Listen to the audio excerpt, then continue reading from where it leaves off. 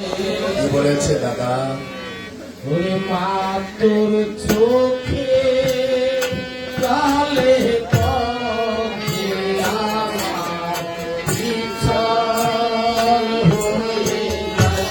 মা তোর চোখে কালে পথে আমার বিছাল হয়ে যায়। আমি কাঁদিব যখন মা বলে ফিরাইয়ে দিও না। আমি কাঁদিব যখন মা বলে ফিরাইয়ে দিও না।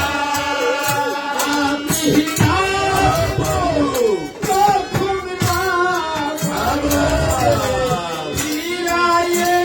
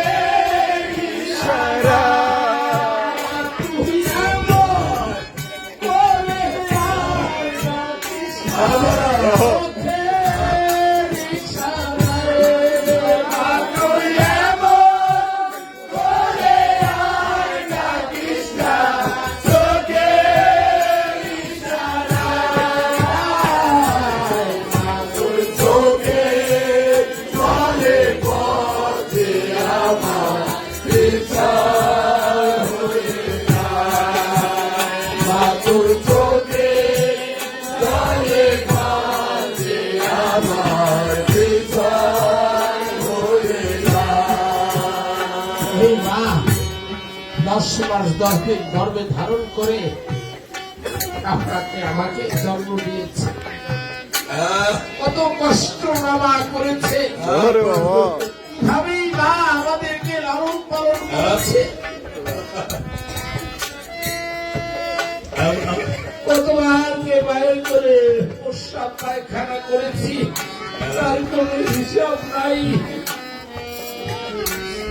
তবু মা কখনো বিরক্ত হয় না, কেন সন্তানকে ময়লা পরিষ্কার করে আমার মা কোলে টেনে তুলে।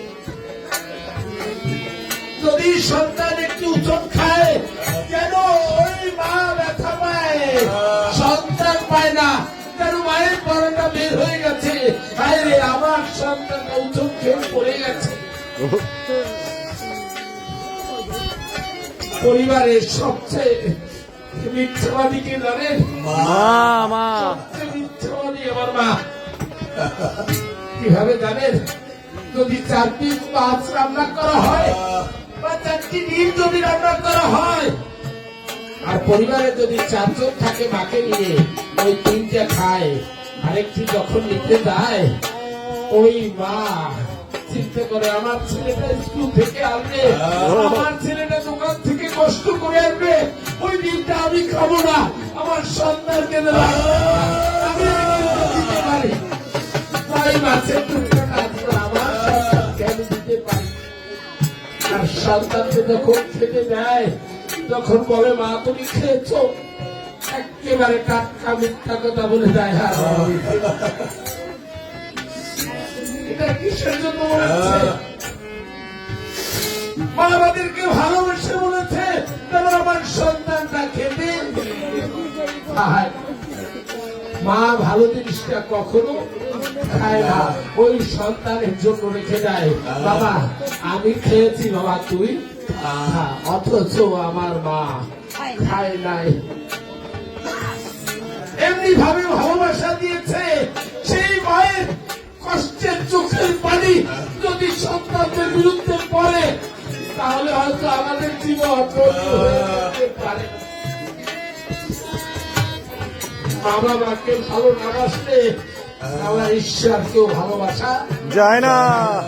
সেটা মিথ্যাবাদী। যাকে তুমি দেখেছো, তাকে যদি তুমি প্রেম করতে না পারো, তাহলে তুমি আমাকে কি করে ভালোবাসবে? আমাকে তো তুমি কখনো দেখো না। মা বাবাকে যদি ভালোবাসতে পারি, মা বাবাকে যদি লালন পালন করতে পারি, যতদিন থাক, বৃদ্ধ হলে অনেক সময় মায়ের প্রতি আমরা অবহেলা করি, বাবার প্রতি অবহেলা করি। হয়তো মা একটা দুইবার মন করতেই পারে অনেক দিন অসুস্থ। তো সেটা যদি আমরা পরিষ্কার করি, পুত্রবধূরা যদি পরিষ্কার করে, তাহলে তারা বিরক্ত হয়ে যায়। আরে এই বাড়িতে কত হাজার বার আমার মা পরিষ্কার করেছে, মা তো কোনোদিন বিরক্ত হয় না। কোলে করে আরো লালন পালন করেছে, কত যত্ন করে এই মা আমাদেরকে লেখাপড়া শিখিয়ে উচ্চ শিক্ষায় শিক্ষিত করেছে। আমার সন্তানটা পরিবার যেন তার পরিবারটা ভালো থাকে, তাই সকলকে অনুরোধ করে এই মা বাবার মনে এই কষ্ট দিয়ে সেই কষ্ট একদিন একদিন আপনার দিকে দুগুণ হয়ে ফিরে আসবেই আসবে। তাই তো ভক্ত গানে বলেছে, কি বলেছে? মাতুর চোখে